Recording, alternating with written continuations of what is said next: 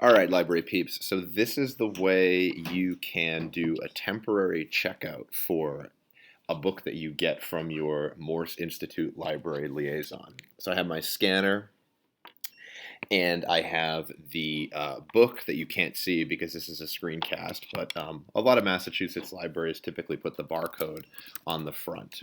So once you have tracking information as to who is getting what, you find your patron that needs the book. I really haven't found a novel way beyond keeping post-it notes or keeping a spreadsheet about who the books are going to once they actually arrive at your library. But once they do arrive at your library, this system works good for checking them in. So this staff member was looking for a copy of Red Wolf, a Marvel comic about Native Americans, and I'm going to scan it as I normally would. Now this scan, the way the scanners default in Destiny is that it's looking for a patron and a copy at the same time. I would leave that setting, especially if you're in the elementary school and you have that capability to scan, lists of barcodes or cards or whatever it is. But you can also go in and change those default settings somehow. I'm going to leave mine as is and just go through the process of copying from this dialog box up at the top the scanned label number. So I'm going to do my Command C, and then I'm going to put it back into Find with Command V. And I'm going to do a search only for copy by clicking on Find Copy. And you notice that gives you a different dialog box up above. It's telling me that this barcode is not cataloged, so do you still want to check it out? So if you hit yes, it automatically brings you to this Add Title screen, and it allows you to check this box. Title is deleted when checked in. So I also assign it just a quick title. I use all caps with the word Morse, and then I say the title, nice and simply. So this way it's capturing the barcode and the title, and when I click Save, it goes onto the patron's record with this blue T.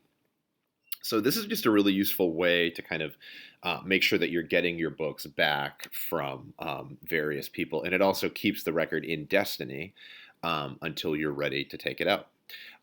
So when that happens, you're just going to check in the book as normal. And you'll notice that it goes back in just like a normal checkout, but it also gives you this dialog box that says temporary record has been deleted. So, and then that can obviously be reused as well. One other useful thing is by going into reports and clicking on the summary down here under statistics.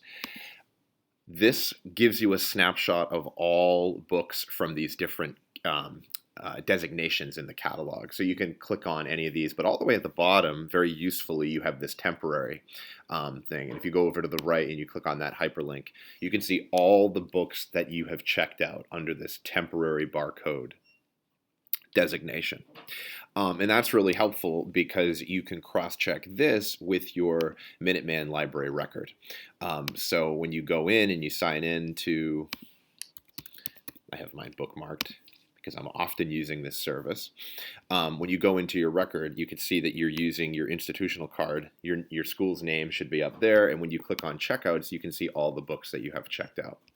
So there's 32 books that are on the card at the moment, but there are only maybe 11 or 10 that are in here now. That's just because there was a bulk checkout for one teacher in specific who was doing a March Madness thing, and they're using them all in their classroom. And I didn't go through and do temporary barcodes for all of those, but our kind of circulation practice is just to scan in every one that comes in so that we know as they return to the library, we're getting them back in an orderly fashion, and it just helps to keep track.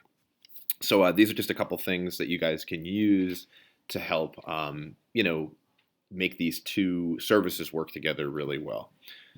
Let me know if you have any questions.